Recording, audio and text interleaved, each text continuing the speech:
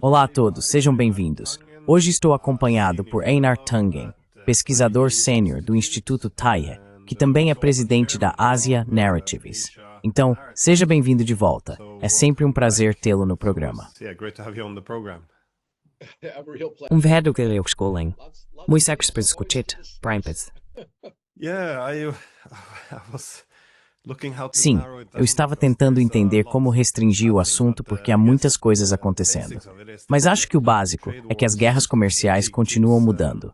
E bem, não está melhorando para os Estados Unidos. A China ainda está fazendo esforços para se diversificar e se afastar dos Estados Unidos. Vejo essa lógica em outros países também. A ideia é que as guerras comerciais sancionadas não são apenas um obstáculo temporário a ser superado, mas sim uma indicação de uma parceria menos confiável e da necessidade de essencialmente buscar outros parceiros para evitar, acho que, uma dependência excessiva de alguém em quem sentem que não podem confiar.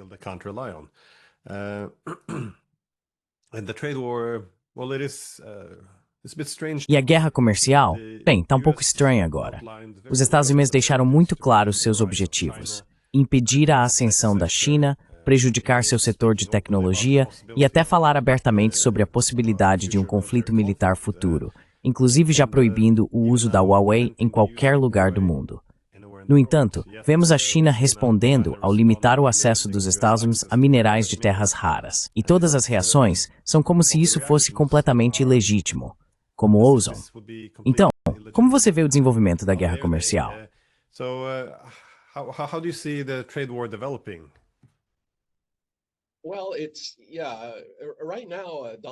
Bem, sim, neste momento Donald Trump tem vários problemas. Primeiro, ele enfrenta o aumento dos preços.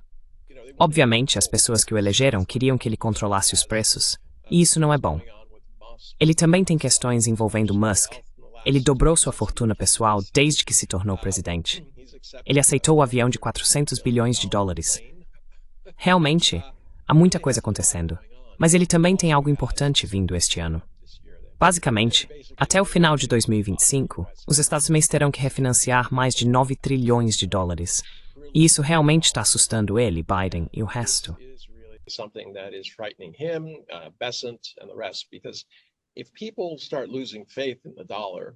Porque se as pessoas começarem a perder a confiança no dólar, especialmente considerando que ele não parece achar que o déficit é um problema, elas podem começar a precificar o risco. O dólar americano caiu significativamente, quase 9%, desde que ele assumiu o cargo. Basicamente, estou dizendo que se eu colocasse $100, se eu comprasse um título do Tesouro de $100 quando ele começou, hoje, se eu vendesse esse título e convertesse para minha própria moeda, ele valeria $91. Então isso significa que eu preciso começar a precificar esse tipo de risco. Quando você começa a somar todas essas coisas, o que está acontecendo em Los Angeles e as preocupações dele sobre, entre aspas, reindustrializar a América, como se isso fosse algo possível, sim, ele tem problemas reais.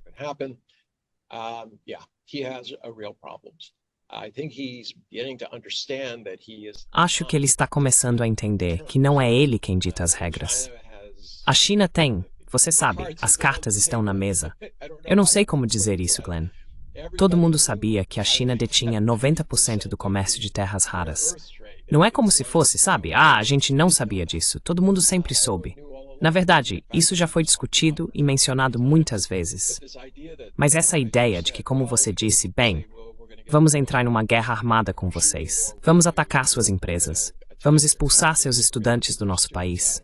E vamos fazer de tudo para prejudicar vocês economicamente. Mas não é justo se vocês nos negarem isso, sabe? Algo de que precisamos para fabricar mísseis, coisas assim.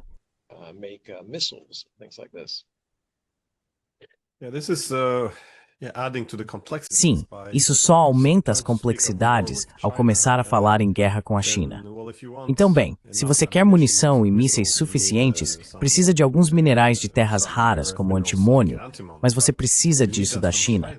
Então, não parece ser a melhor ideia do mundo, sabe? Pedir os recursos de que você precisa para atacar esse oponente. Mas Bem, não é bom para seu adversário te dar os recursos de que você precisa se atacá-la. But the US is in I can Mas os Estados Unidos não são. the need in the United Eu entendo a States necessidade nos Estados Unidos de fazer mudanças dramáticas, porque acho que todos reconhecem que o caminho atual não é sustentável. O nível de endividamento, a falta de competitividade no setor de tecnologia, a desindustrialização, a perda de poder financeiro. Mas muitas vezes vemos isso. É algo mais comum entre populistas. Eles costumam ser melhores em captar o sentimento popular. Ou pelo menos em reconhecer alguns problemas do status quo, porque, por definição, não estão comprometidos com o status quo das elites. Por outro lado, outra característica comum é que eles nem sempre têm, ou muitas vezes não têm, boas soluções para os problemas que identificam.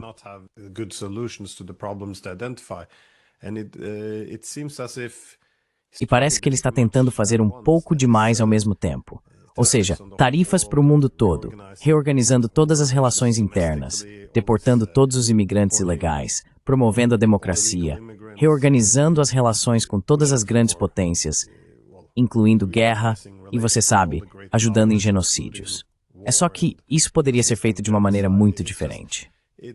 E também, toda a premissa das tarifas funcionaria melhor se houvesse algumas políticas industriais de fato, alguma produção interna que pudesse substituí-las.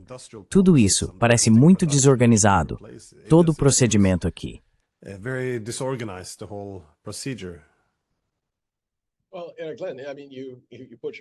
Bem, Glenn, quero dizer, você acertou em cheio. Não há muito que eu possa acrescentar. Donald Trump, já conversamos antes. Ele fala sobre saúde há 18 anos, mas ainda não tem um plano de saúde. Sabe, ele é melhor em fazer promessas do que em cumpri-las. E é melhor em criar polêmicas do que realmente construir algo. Então, se eu te pedisse agora para citar qualquer coisa que ele tenha feito que não tenha sido por decreto executivo e que esteja resolvendo os problemas dos Estados Unidos, você diria que não tem. Na verdade, ele está piorando as coisas. Os Estados Unidos estão mais divididos do que quando ele foi eleito. A economia está indo na direção errada.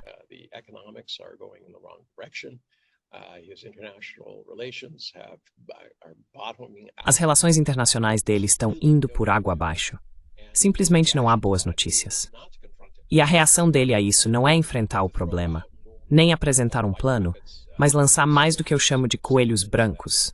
Sabe, essas histórias ou declarações que mantêm a imprensa ocupada e desviam a atenção do verdadeiro problema.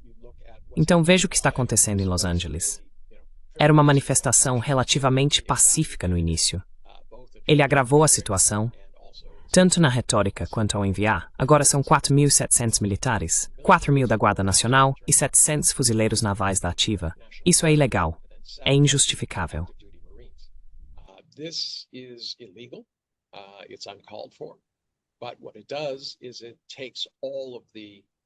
Mas o que isso faz é tirar toda, a maioria pelo menos, da atenção pública e especialmente da atenção da mídia, do fato de que ele está perdendo essa guerra comercial, que ele fez uma grande aposta de blefe, a China chamou, e como você estava apontando, ele não tem um plano de verdade. A esperança dele era intimidar pessoas ou países a cederem seu dinheiro do lanche, por assim dizer. E que ele usaria isso para mostrar aos Estados Unidos que é um vencedor, um grande negociador, e que todos iriam ceder. Mas simplesmente não foi assim que aconteceu. E na verdade está piorando. Japão, Coreia do Sul e Europa já sinalizaram que não vão aceitar o plano dele tão facilmente. Então com isso, e os títulos do Tesouro, tanta dívida, nenhum plano ali também. Tá todo mundo coçando a cabeça.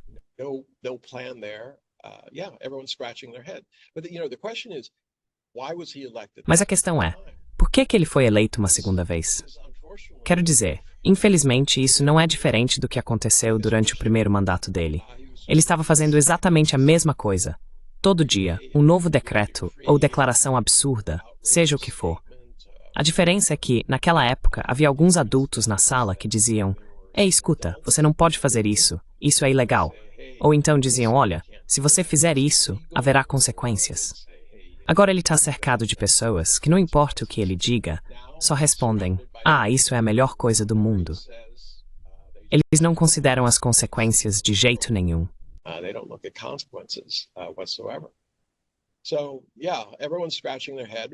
Então é isso.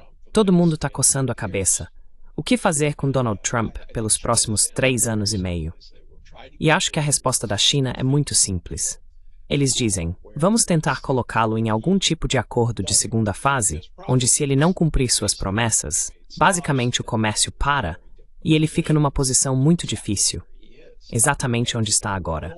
E isso nunca ficou tão claro quanto nas próprias negociações comerciais. No dia 9 de maio, eles têm uma reunião, saem e dizem, temos uma estrutura, temos alguns objetivos, vamos trabalhar nisso.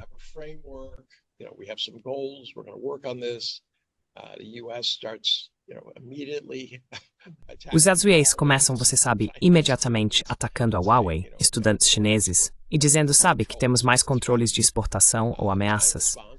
A China responde, ok, tudo bem, precisamos mostrar para vocês que vivem em um mundo interconectado. E eles começaram a pressionar com essas terras raras. Então Trump fica indignado e diz, precisamos de negociações comerciais de verdade. Então, onde estamos depois de ontem? Exatamente onde estávamos há um mês. Nada mudou. Eles ainda só têm um esboço. Estão discutindo questões, mas nada foi decidido. Apesar de Donald Trump insistir o tempo todo que está tudo resolvido, tudo sob controle, não se preocupem.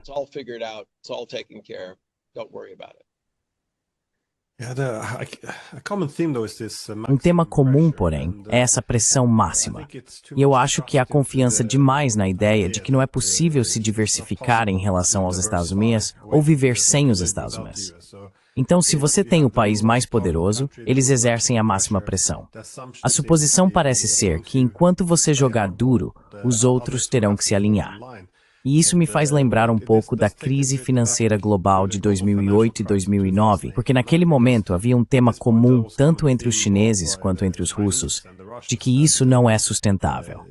Eles pensavam, quando vier a próxima crise, precisamos ter algumas alternativas, porque senão todos nós seremos arrastados junto com o navio.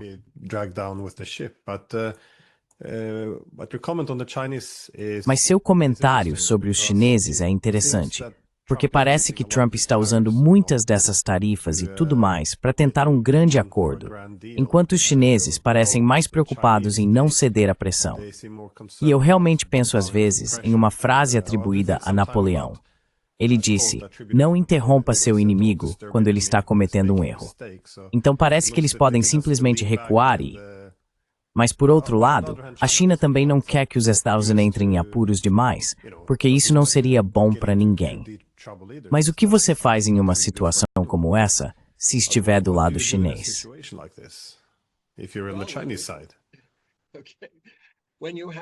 Quando você é no supermercado e seu filho de 11 anos está deitado no chão, gritando e chorando porque quer Cocoa Puffs, o que você faz?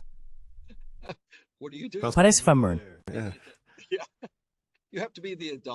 Sim, você precisa ser o adulto e dizer, ok, você não pode ter Cocoa Puffs. Podemos conversar sobre isso em casa. Precisamos encontrar uma solução. Precisamos sair da loja. Sabe, a China está presa nessa posição em que é forçada a ser o adulto na sala. E eles estão tentando descobrir como fazer isso.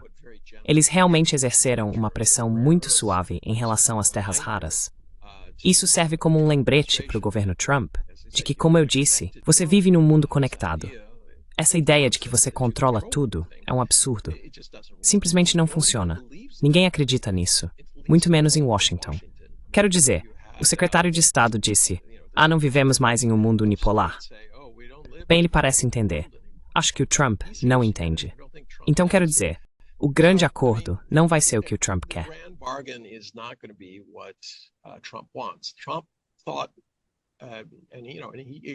Trump pensou, e expressou isso durante sua campanha, que seu objetivo era separar a China da Rússia, fazer um grande acordo com um deles. Basicamente, ele queria que a China assinasse você sabe, Acordo da Plaza, que foi o Acordo dos 586, que o Japão assinou. E então, basicamente, isso arruinou a economia deles, e aqui estão eles hoje em sérios apuros. Esse acordo basicamente vinculou a moeda deles ao dólar americano. E isso tornou muito, muito difícil para eles produzirem dentro do próprio Japão. Agora, uma coisa que preciso mencionar é que todo esse choro sobre como a América é vítima de si mesma. Sabe, nós queríamos um dólar forte. Ou melhor dizendo, não nós, mas os políticos queriam um dólar forte. E adivinha quem mais queria isso?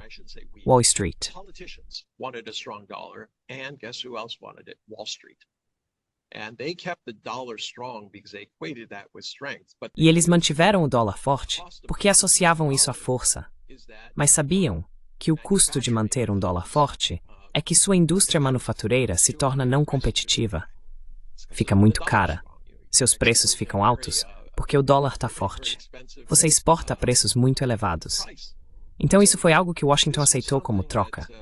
Eles adoravam ter esse suprimento barato de dinheiro. Wall Street adorava os dólares que entravam, todos os investimentos e tudo mais. E agora, de repente, eles dizem, quem fez isso com a gente? Deve ter sido a China. Pois é. now all of a sudden they're saying, oh, who did this to us? It must have been China. I mean, American companies weren't anxious to leave. Quero dizer, as empresas americanas não estavam ansiosas para sair dos Estados Unidos. Elas saíram porque, se não saíssem, seus concorrentes europeus iriam superá-las. Elas não tinham escolha.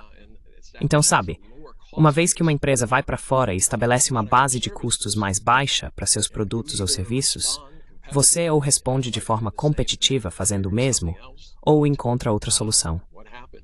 O que aconteceu foi que o mundo se voltou para o Oriente. E é por isso que você tem um país como a China, que em menos de uma geração, desde 2001, se tornou o principal fabricante do mundo. Então as ideias do Trump são muito simplistas. Como eu disse, ele entende de economia como uma criança de 11 anos. Ele ainda insiste que as tarifas são de alguma forma pagas pelo país exportador. E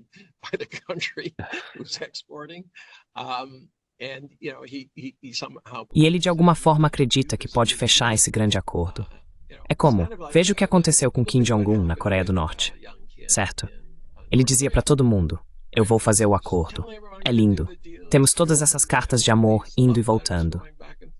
E então quando Kim perguntou, ok, qual é o acordo? Ele disse, bem, você se livra das suas armas nucleares. Nesse momento, Kim foi embora. E percebeu que tudo aquilo tinha sido uma encenação, um golpe de publicidade. Então, quando você pensa nas ações de Donald Trump, pare de tentar pensar em políticas e apenas veja isso como uma manobra publicitária contínua, onde se algo não está funcionando, ele joga outra coisa para distrair as pessoas do fato de que o resto do que ele disse que faria não está funcionando.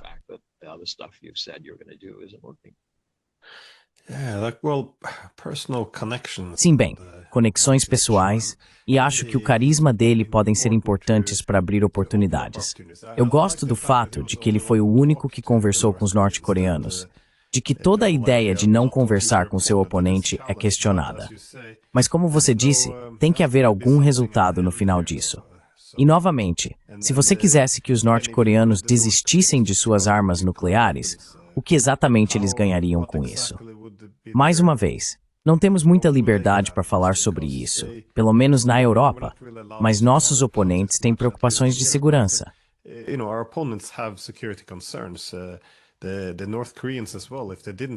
Os norte-coreanos também. Se eles não tivessem armas nucleares, provavelmente já teriam sido alvo há muito tempo. Isso não significa que você queira que eles tenham armas nucleares, mas é preciso reconhecer a realidade como ela é. Então simplesmente não vejo esse aspecto. Porque ele parece ser bom em se aproximar de outros países, mas ainda não vejo um esforço realmente sério para lidar com as questões deles. Pegue a China, por exemplo. Toda essa ideia de que qualquer acordo comercial teria que envolver a China se curvando aos interesses dos Estados Unidos e abrindo mão da ideia de serem iguais soberanos. Não vejo ele conseguindo fechar nenhum acordo. Acho que esse é o meu ponto.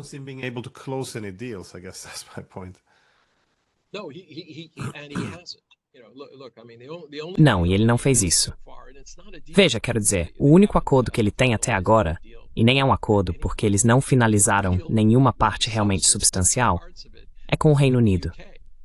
E o que você vê ao redor do mundo é, só passe um número para ele. Dê um número grande. Ele gosta de números grandes. Pague a família dele, sabe? Vamos sobreviver pelos próximos 3 anos e meio. Então é só sobrevivência. Mas a China precisa fazer um pouco mais do que isso. Quer dizer, eles estão sendo alvo. A forma na que se irem passa por slowed and small.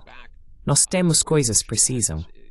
business saying, well, remember, we have stuff that you need, but on top of that, China is doing something more positive. Mas além disso, a China está fazendo algo mais positivo ao realmente se esforçar muito para expandir seus mercados em outros lugares, basicamente com a ideia de que haverá uma divisão bastante profunda.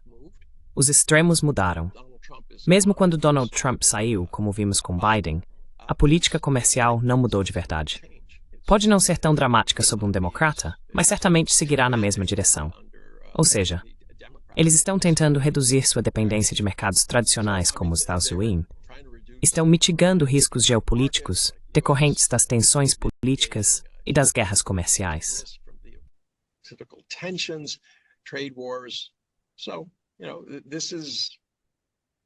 Então veja, é isso que eles têm que fazer, aprofundar os laços com a ASEAN.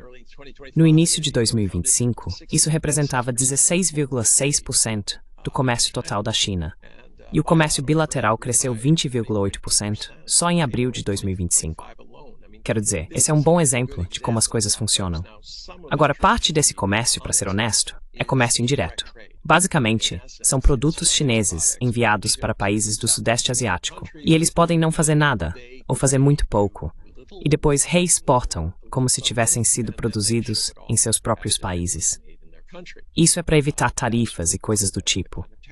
Mas o fato é que essa é uma maneira muito melhor de lidar com a situação internacional do que simplesmente ficar parado esperando o Trump explodir os Estados Unidos.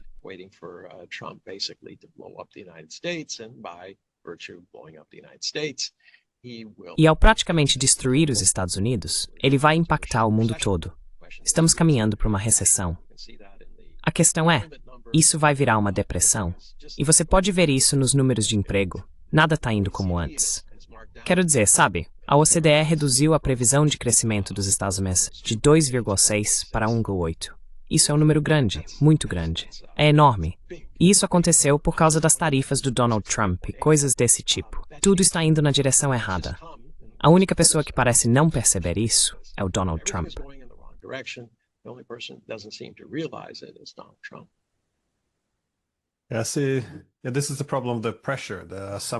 Esse é o problema com a pressão. A suposição sempre é, bem, ela cria um dilema. Ou seu oponente vai abaixar a cabeça como os japoneses nos anos 80, ou você vai afastá-lo ainda mais. E afastá-lo ainda mais, geralmente, bem, uma indicação disso seria que isso intensifica os esforços para diversificar parcerias comerciais. Como você sugeriu, isso é algo em que a China está focando muito, para evitar uma dependência excessiva dos Estados Unidos. Acabamos de ter a conclusão dessa nova cúpula na Malásia, com a ASEAN, o CCG e a China. Novamente, isso é algo que vai cada vez mais ligar o leste asiático aos estados do Golfo no Oriente Médio. Imagino que você esteja acompanhando isso. Quão significativa você acha que essa cúpula é para os desenvolvimentos futuros, ou como ela se encaixa no objetivo mais amplo de diversificação?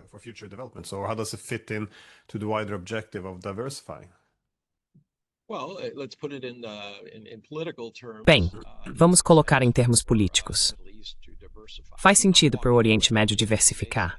Eles não estão se afastando dos Estados Unidos. Eles têm relações importantes de segurança e coisas do tipo, e ainda há muito comércio. Mas então vamos falar de economia. Onde estão os clientes? Eles estão no Oriente. E então vamos falar de sociedade. Os Estados Unidos não são um país muçulmano, mas Indonésia e Malásia são. Você tem grandes populações muçulmanas em todo o Sudeste Asiático. Então existe uma afinidade ali que é mais natural. Eles podem falar sobre finanças islâmicas. As pessoas realmente entendem isso. Eles entendem os costumes muçulmanos.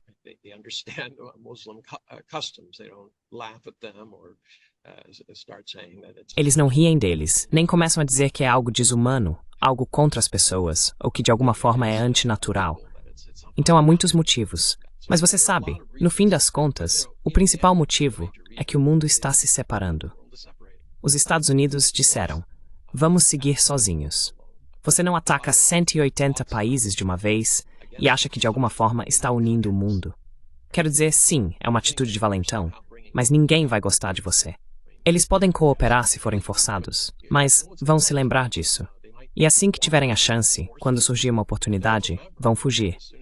Nenhum país quer ser escravo de outro país. Isso não é uma relação de senhor e servo. Wants to be a slave to another country.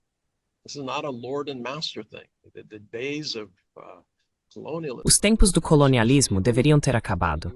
Os Estados Unidos estão tentando reafirmar um novo tipo de colonialismo, e os países não querem aceitar isso. Então, quando começamos a ver esses agrupamentos regionais se tornando supra-regionais, isso deveria ser um sinal de alerta muito claro para Washington de que eles precisam repensar o que estão fazendo antes que acabem colocando o resto do mundo literalmente contra os Estados Unidos, ou se não contra, dizendo: olha, a gente simplesmente não quer mais brincar com vocês. Vocês são difíceis demais. São pouco confiáveis. Qual é o sentido de ter um acordo com vocês? Vocês só vão quebrá-lo.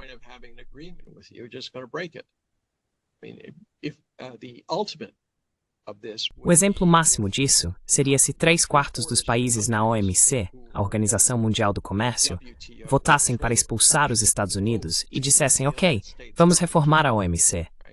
Os Estados Unidos estão chegando a um prazo em que deveriam pagar as contribuições do ano passado e deste ano. Se não fizerem isso, podem ser sujeitos à remoção. Certamente não podem participar de nenhum comitê ou ter direito a voto enquanto estiverem nessa situação. E acho que isso acontece em julho. É altamente improvável que Donald Trump vá pagar isso. Então esse seria o momento perfeito para o mundo enviar uma mensagem muito forte e dizer: você não quer estar na OMC. Você não paga suas contribuições.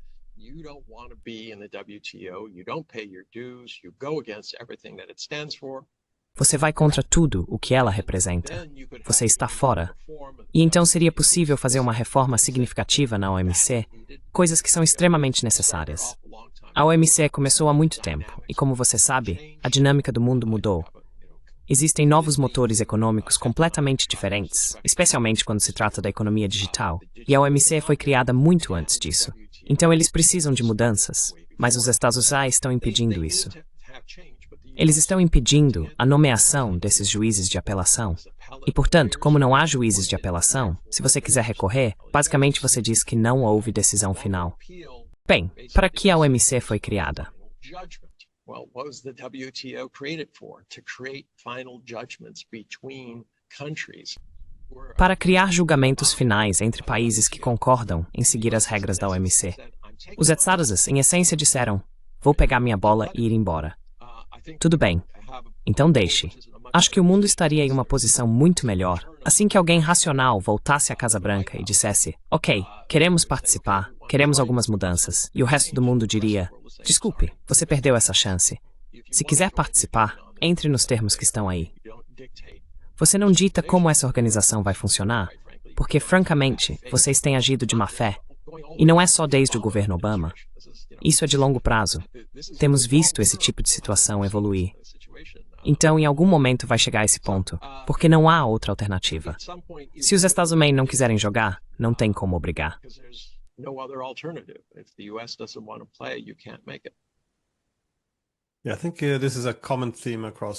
Acho que esse é um tema comum em muitas instituições, porque quando há uma alta concentração de poder dentro de um Estado, podemos citar os Estados Unidos desde a Segunda Guerra Mundial, muitas dessas instituições financeiras, mas especialmente depois da Guerra Fria, não havia nada que impusesse limites ao poder que exerce tanta influência. Assim, frequentemente, instituições internacionais podem se tornar meros instrumentos desse único poder. Mas o que estamos vendo agora, com a mudança, a nova distribuição de poder, é que muitas dessas instituições terão que, bem, outros países não vão necessariamente aceitar isso mais. Essa é a demanda, que todas essas instituições internacionais não podem simplesmente ser ditadas pelos Estados Unidos. E se, como você disse, os Estados Unidos decidirem pegar sua bola e ir embora, o mundo começará a remodelar essas instituições.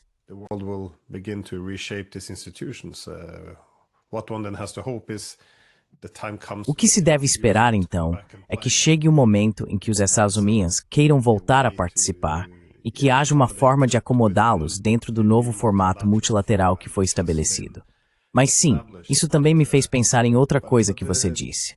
Você mencionou que os países do Oriente Médio, os estados do Golfo, não querem se afastar dos Estados Unidos. Sim, acho que esse é um ponto importante. A questão central é diversificar, não se tornar dependente demais de um único país ou região. Portanto, não se trata de mudar de um bloco para outro. E acho que isso é algo que muitas vezes passa despercebido em relação à China, porque ela, na verdade, não está promovendo sistemas de blocos, ou seja, sistemas de alianças. Na verdade, os chineses são fervorosamente contrários a alianças. Muitas vezes negligenciamos isso, porque não devemos dizer nada muito positivo sobre o outro lado.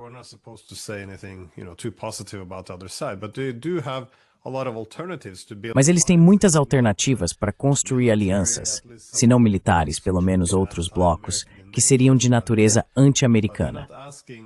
Mas eles não estão pedindo para os países escolherem entre nós ou eles. Eles estão fazendo exatamente o oposto. Então acho que essa é uma parte importante que muitas vezes negligenciamos. Eu queria te perguntar sobre o dólar, porque isso costuma ser um ponto central. A confiança no dólar, devido à sustentabilidade da dívida, mas também porque ele está sendo usado como arma neste fim de semana. Mas como você também apontou, os chineses usam o dólar, então eles também não querem afundá-lo. Então, o que você acha que vai acontecer com o dólar nos próximos meses? Novamente, isso não depende só dos chineses, é claro. Principalmente os Estados Unidos terão influência sobre isso.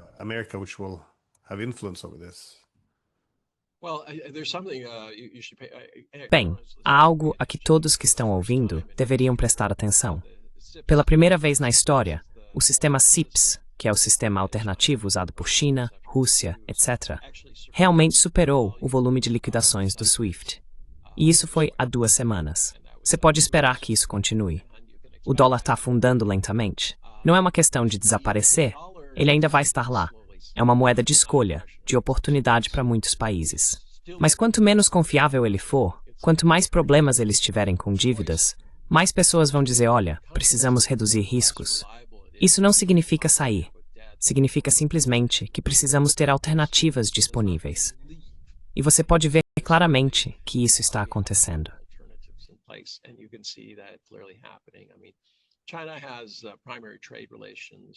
Quero dizer, a China tem relações comerciais primárias com mais de 140 países, sendo o maior importador ou exportador para esses países.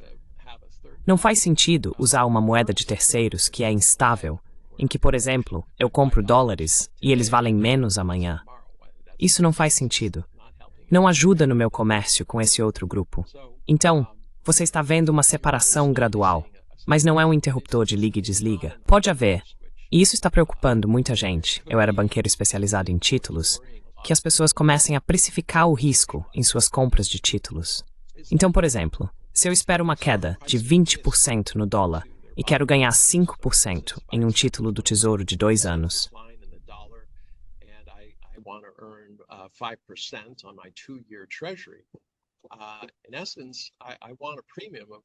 em essência, eu quero um prêmio de cerca de 12 ou 13%.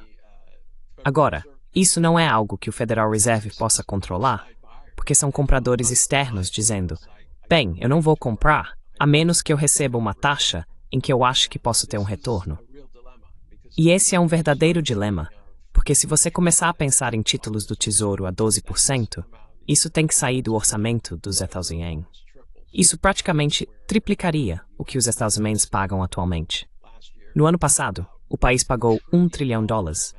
Imagine pagar 3 trilhões em juros, e isso além de já estar pegando emprestado 2 trilhões de um orçamento total de pouco menos de 6 trilhões. Isso literalmente, você sabe, afundaria os Estados Unidos. Eles podem imprimir mais dólares para pagar os juros.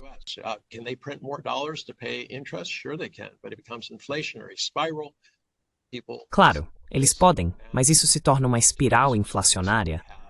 As pessoas passam a precificar mais risco e aí tudo dispara. Basicamente, você tem a Argentina nos Estados Unidos. Mas não é isso. Glenn, você viu as imagens na televisão em Los Angeles? Esse é o país que as pessoas lembram como o lugar ao qual aspiram. Esse é um lugar onde as pessoas dizem, esta é a terra dos sonhos e das oportunidades. Eu não acho. Quero dizer, há tantos níveis de coisas acontecendo em que os Estados Unidos, sob Donald Trump, estão dando um tiro no próprio pé, afastando pessoas sem nenhum ganho real. Um pequeno ganho para Donald Trump, embora sua aprovação geral tenha caído entre sua base. eles estão adorando. Overall approval has gone down among his base. They're loving it. His base is only 30% of America. A base dele representa apenas 30% dos americanos. E essa base, nos próximos 2 meses, vai ser duramente testada pelo aumento dos preços. Eles já não tinham dinheiro suficiente para começar. Tirar ainda mais do bolso deles, quando já não tem, é algo realmente difícil. Eles vão ter que tomar decisões difíceis entre comprar comida, pagar o carro, pagar a casa, e isso, invariavelmente, vai levar a uma divisão na base dele. Aqueles que acham que foram traídos por ele, cujo amor logo vai se transformar em ódio intenso, e outros que continuam ao lado dele, dizendo que ele é, sabe, algum tipo de instrumento bíblico enviado por Deus para fazer seja lá o que eles acham que ele vai fazer.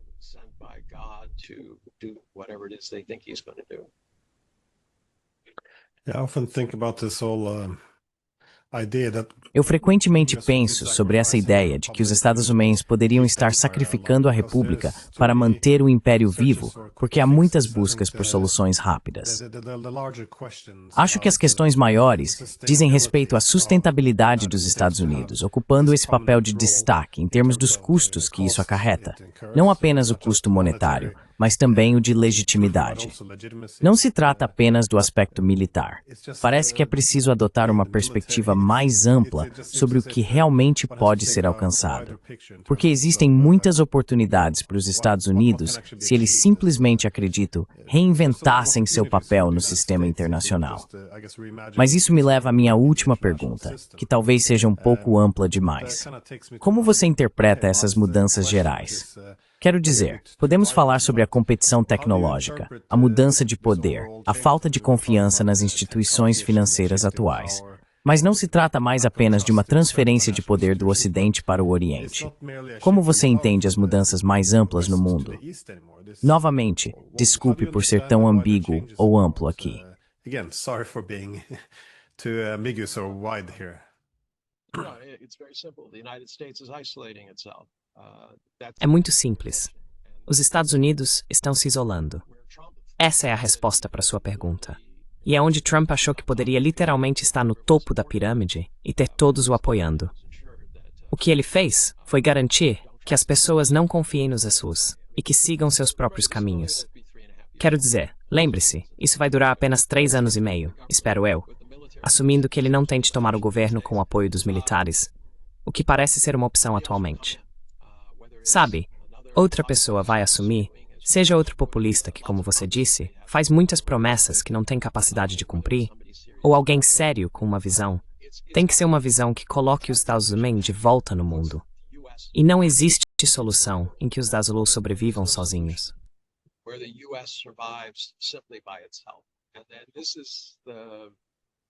E esse é o problema com a narrativa de vitimização que a maioria das pessoas nos Estados Unidos acredita.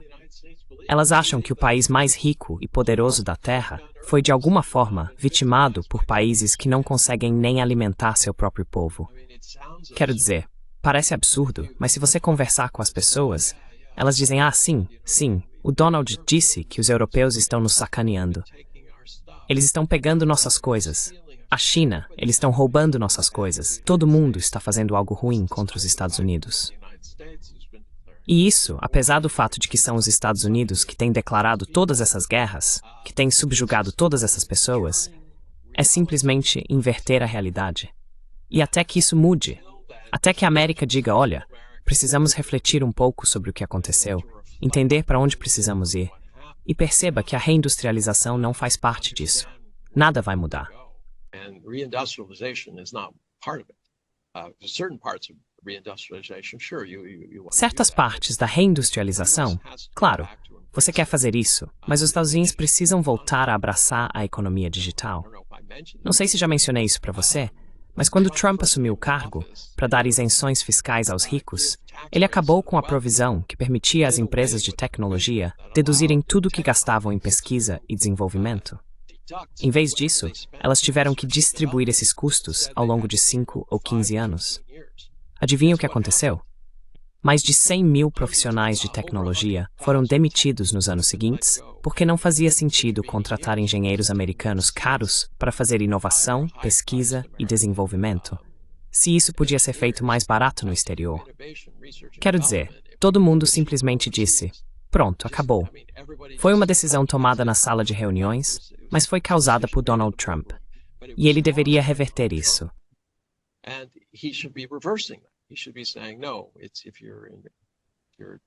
Ele deveria dizer não.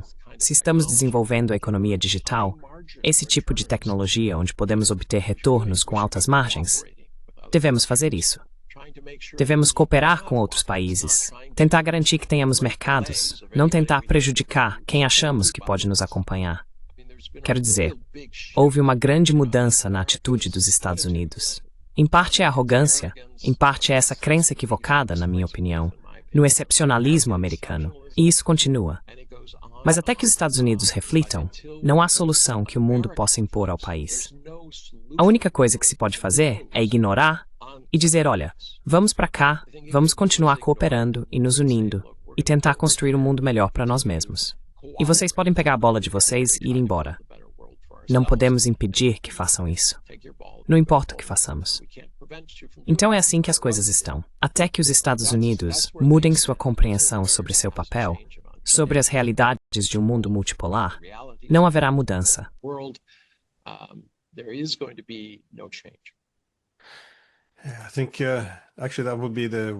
Acho que, na verdade, isso seria talvez a coisa mais importante que pode ser feita agora. Refletir um pouco sobre as grandes mudanças e como chegamos até aqui. Porque, por dois motivos. Primeiro, isso pode gerar um nacionalismo muito feio. Na minha opinião, uma das forças dos Estados Unidos sempre foi ter um nacionalismo mais otimista, a ideia de que os melhores anos ainda estão por vir. Mas quando você começa a olhar para uma glória perdida e para quem a roubou, há uma tendência de atacar o mundo.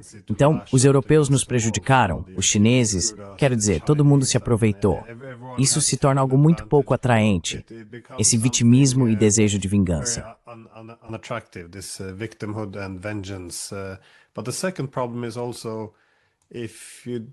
Mas o segundo problema também é que, se você não reflete sobre isso e simplesmente coloca a culpa externamente, nos oponentes ou até mesmo nos aliados, você impede uma real correção de rumo, a chance de olhar para onde erramos.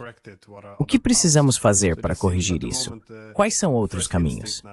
Então parece que no momento, o primeiro instinto agora é: eles tiraram nossa era de ouro. Se pudermos apenas nos vingar, as coisas voltarão ao normal. Isso não aborda as correntes subterrâneas, nem porque as bases do sistema que existia até agora também não estão voltando. Sinto falta disso na mídia também. Costuma ser muito emocional, só frases de efeito. É muito frustrante.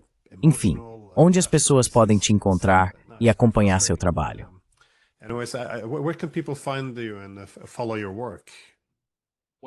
Bem, eu estou em cerca de 50 canais diferentes internacionalmente. É aí que eu te vejo, no canal de notícias. Eu tenho algo chamado Asian Narratives Substance e escrevo um pouco lá. Se alguém se interessar, fique à vontade. Não cobro nada. Não sei se minhas opiniões valem tanto assim, mas realmente concordo com você. Quem foi Platão ou Sócrates que disse: uma vida não examinada não vale a pena ser vivida? Acho que isso se aplica ao que fizemos no passado e a como podemos construir um futuro melhor. O mundo está em constante mudança. Você não pode apenas se apegar a uma única ideia sobre quem você é e o que você é. É preciso olhar ao redor e se adaptar. Espero que isso seja isso.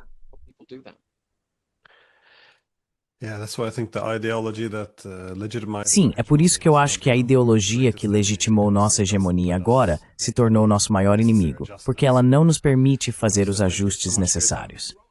Enfim, muito obrigado pelo seu tempo. Obrigado. Tchau. Thank you.